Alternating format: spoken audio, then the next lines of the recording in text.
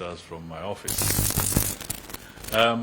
We are happy to have been a guests of Governor Abdul Swamad. He has brought us up to speed on quite a number of issues. And I can say that his explanation of what he wishes to achieve and what he wants to do to be able to enhance the status of his county government is very, very encouraging and inspiring.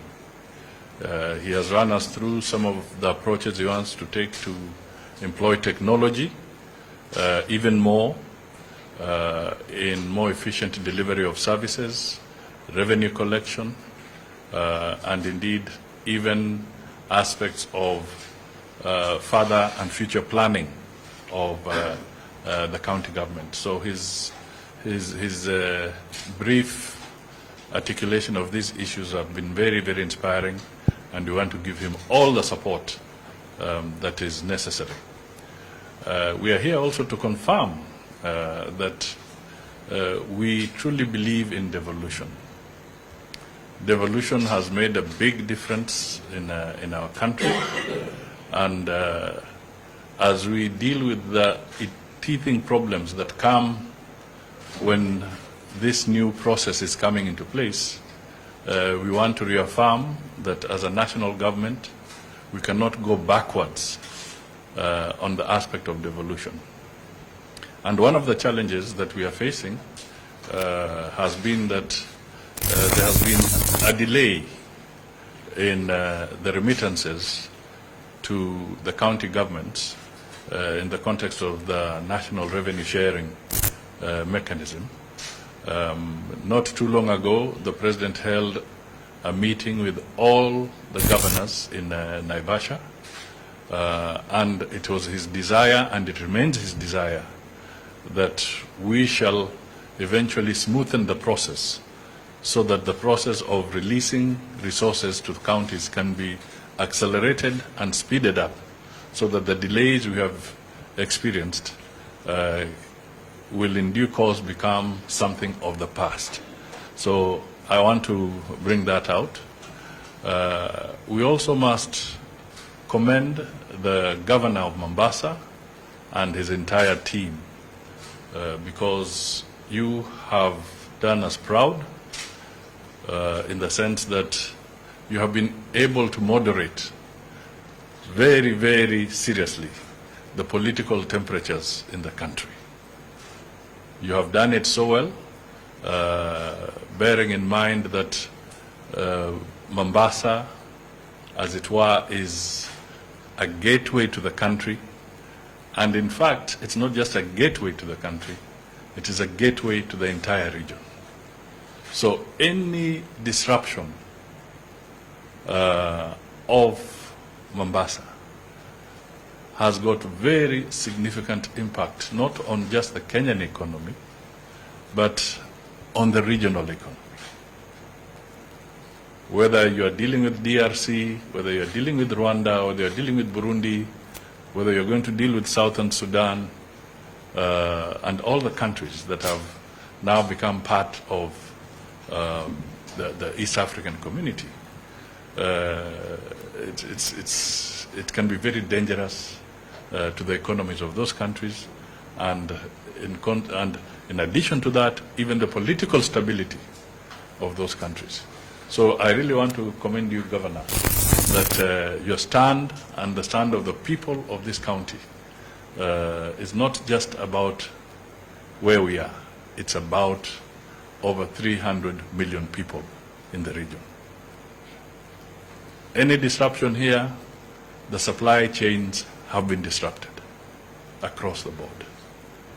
So it is so important that we encourage you, we support you, and the residents of this area, that what you are doing is critical for us and for the entire economy. We are facing challenges in terms of the value of the shilling vis-a-vis the dollar. these pressures are coming through, partly because of global events.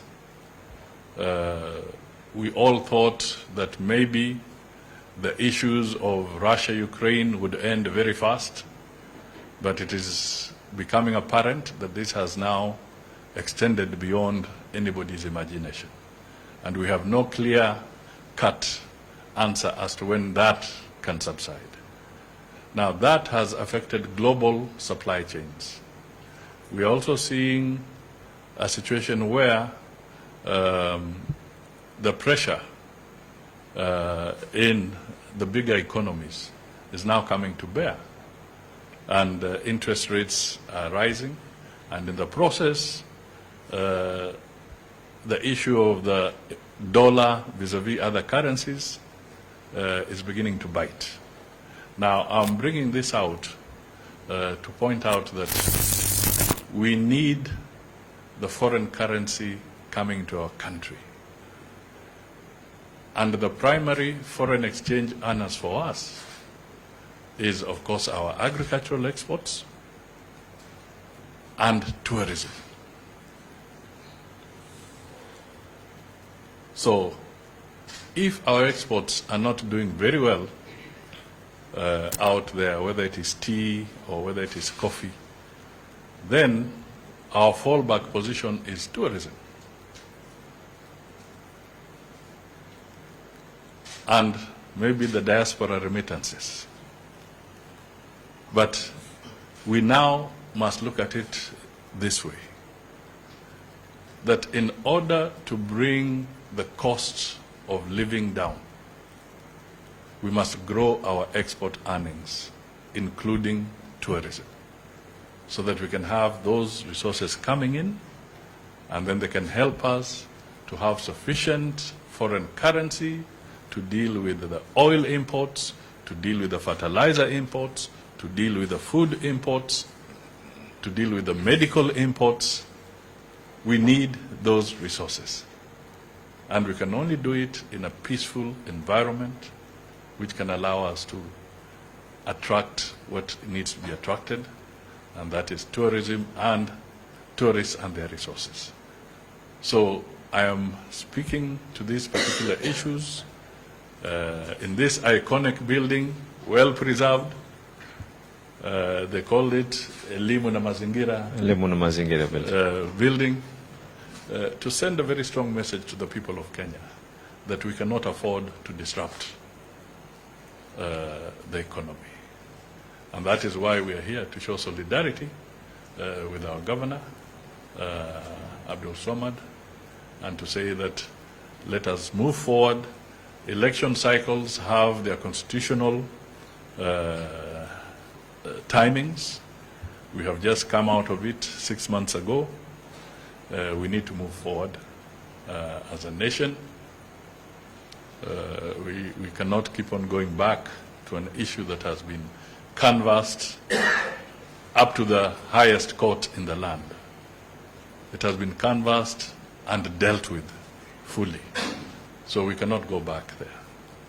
And we also want to make it very clear that we are a unitary state. A unitary state, but we embrace devolution in accordance with the Constitution. We cannot have two governments. We cannot have two governments. And therefore, we want to tell our leaders in other quarters, please be responsible. Be responsible. Why are you cheating people that you can create a second government in Kenya?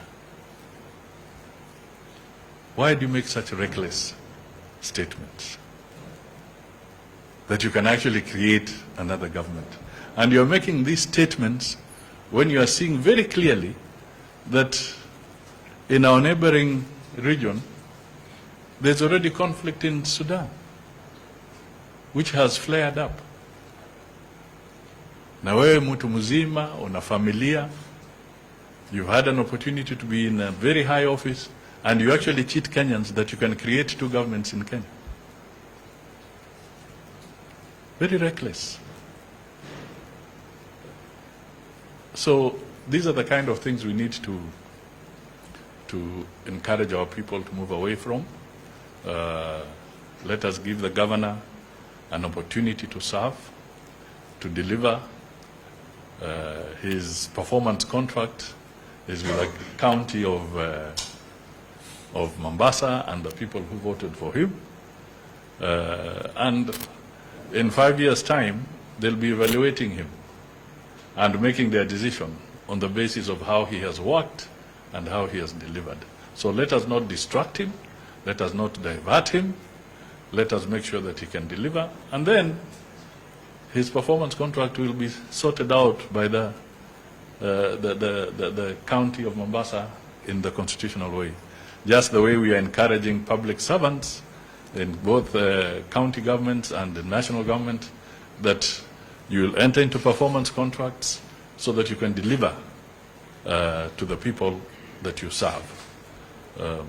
But the performance contract of the governor, the performance contract of the president, those are the most rigorous performance contracts to sign. They are extremely rigorous. And the parameters of measurement are very broad, very wide. So we must give them time to deliver on the contracts that they signed with the people that they lead, the people that they serve. Thank you so much, and we say heko to you. Asante. Governor, we'll keep on coming time and again, and we look at you as a critical beacon in stabilizing the economies of the region, not just Kenya, but the region. Thank you. Asante.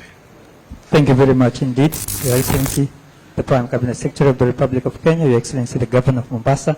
We will quickly take 2 questions. We will start with the lady in front of me. Your name, the media house you represent, your question. Thank you very much. I have 3 questions. And tell us where you're directing it, whether to him or to me. My name is Winnie Atieno from the Daily Nation. You've talked about delayed in remittance.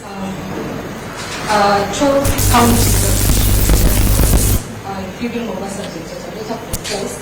How soon will the national government be able to remit funds to counties?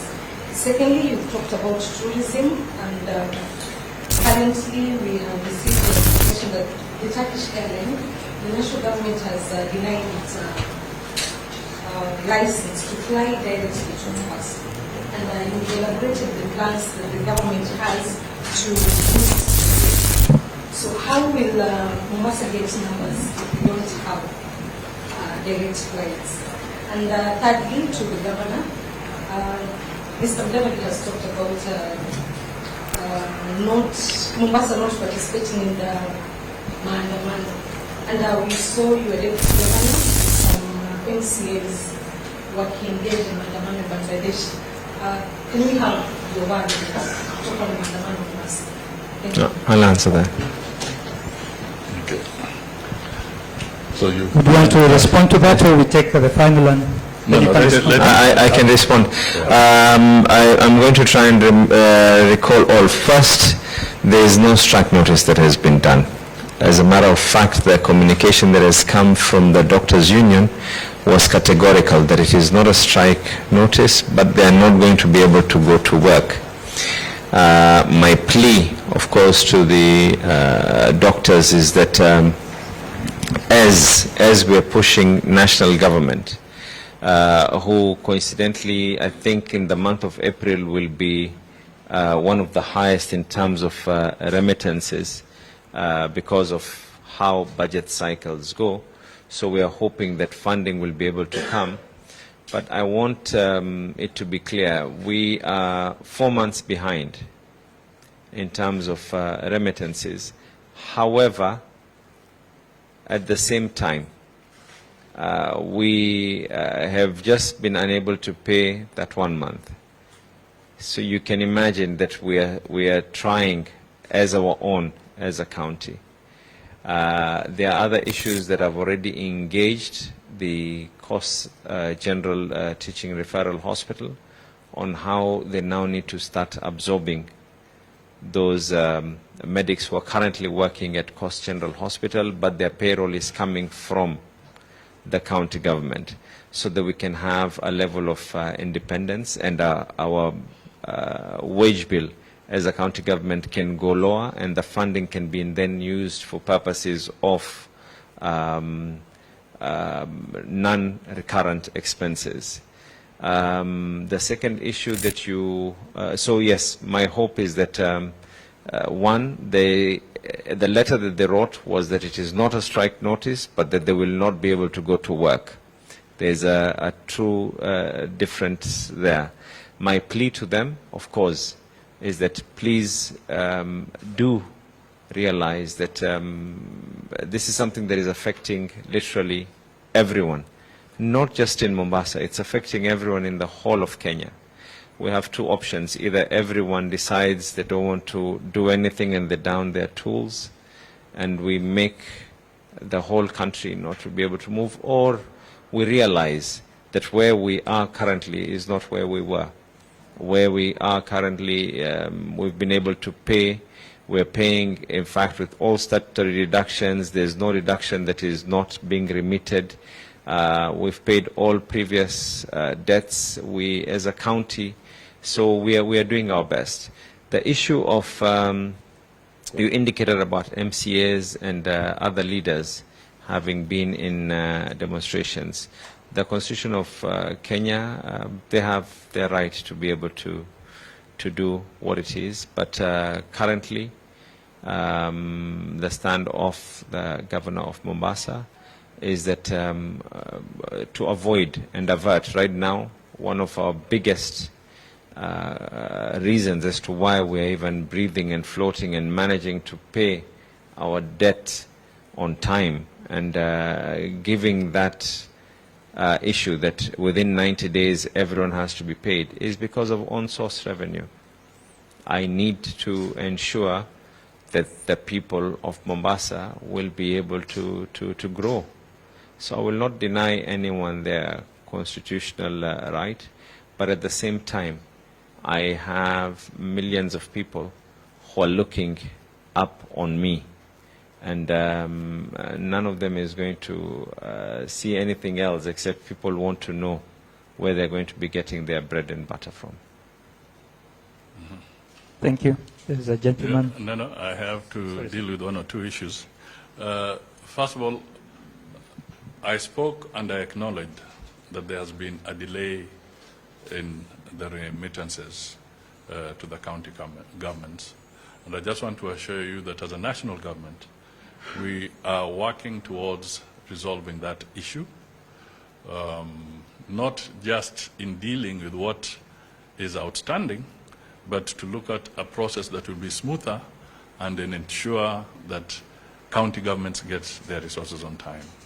And this is an issue that is being discussed jointly with the National Treasury, and sooner than later we are going to make a more detailed pronouncement on how we intend to solve this problem. But I can assure you we are not happy that there is a delay. We know that it's putting a lot of pressure on the county governments, and we intend to resolve that particular issue. Be that as it may, I want to take a little more time, maybe just another 2 minutes, to explain that the crisis that Kenya is facing is much bigger than we may imagine. Yesterday, when I spoke to the iftar, I gave an example of the commitments that the Kenya government entered into. Very, very demanding commitments to the people of Kenya, which we are not about to run away from, but which we have to deal with. Okay? Because they are commitments that were entered into by the previous regime. But remember, government is a government in perpetuity. So when sovereign commitments have been made, it's the responsibility of the government to tackle those sovereign commitments. Some of them are unpleasant, they are painful, but they were made. All right? And I gave an example that on one of the programs that the previous government entered into, the demand is that every January there must be a payment of 40 billion Kenya shillings. And then 6 months later, in July, to the same commitment, there must be another payment of 40 billion shillings. Now, these are commitments that have a primary charge on the consolidated fund. So you cannot run away from those commitments. And those commitments have an impact on the rest of the economy. All right? I'm speaking to this very, very carefully because some of the people shouting loudest in the streets are part and parcel of the signatures and commitments that I am talking about. So, as a country, we have to deal with it. And we have to deal with it in a balanced way because how much more can you tax the people of Kenya? So we have to rationalize a lot of things as we move across and as we move forward. Because there are so many other commitments. I've not talked about the Eurobonds. I've not talked about so many other commitments. I've just talked of one particular area. So there is a big challenge in that context. And we should talk about the economy, understanding the background of where we are coming from. We are coming from an all-time low, and we have to build our way upwards going into the future. Now, if I now come to, say, the Turkish Airlines, it is important, and at least I've had the privilege of having served also as a Minister for Transport at one time or the other. When you are negotiating arrangements with airlines, it's a very complex issue. Because one, Kenya itself has a national carrier in the name of Kenya Airways. So as you negotiate what you might call flight arrangements or destinations and what have you, you also have to put in balance what does that have on your own national airline. Are there reciprocal arrangements that are being granted to Kenya Airways? Okay? You and I know that Kenya Airways is facing a challenge. It's our national flag carrier. So there are issues also around there that we also have to balance. So these are factors that are taken into account when you're having the communication. At some stage, it may then make economic sense to everybody to say that now we can make this arrangement or that arrangement, but also ask yourself the very fundamental question. At times, what is your national interest as Kenyans? In all the programs that we are putting on the table, what is the national strategic interest of the people of Kenya? So as we discuss with other airlines, these are issues that our negotiators must always have in mind before the final decision is made. Asante.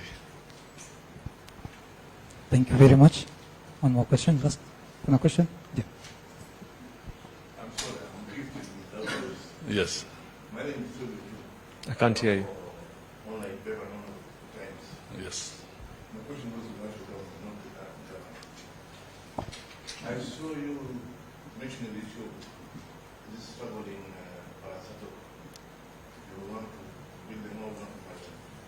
What's the position at the moment? Okay. It's quite a long process because parastatals or state-owned enterprises across the board, they have to be rationalized. And it's an ongoing process that we are thinking through so that, one, we start being more careful and planning our future better in the establishment of these entities.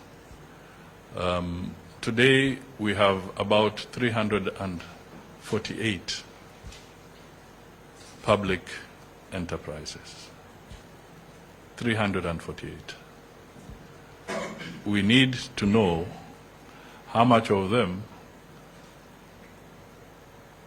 are contributing to the exchequer and how many are a drain to the exchequer. And I'll be pronouncing myself systematically on these issues. But let me just give an example. That out of the 348 enterprises, about 79 of these enterprises are called public entities that are for profit. That are for profit. That means that they ought to make profit and pay a dividend to the exchequer. As we speak today, only 5% of those 79 are actually paying dividends to the exchequer. The others have now become dependent on the exchequer, out of the 79 that I've talked about in that category. But remember, they are regulatory public enterprises. They are public universities. They are TVETs. There are others that are research institutions and so forth. So there's a whole category of all these entities. And some are duplicating. That's the reality. Some of them are doing jobs that can be done by already existing entities. So as we go forward, we have some painful decisions to make as a nation, but professionally, after clear audit of these entities, then the hard decisions will come, and when hard decisions are made, we'll all be called together, including our parliaments, to look at some of these and be able to provide a proper way forward. Asante sana Bwana Waziri Mkuu, Mheshimiwa Waziri Mkuu. Shukran sana Mheshimiwa Governor Abdulsamad ambaye ndio mwenyeji wetu asubuhi ya leo.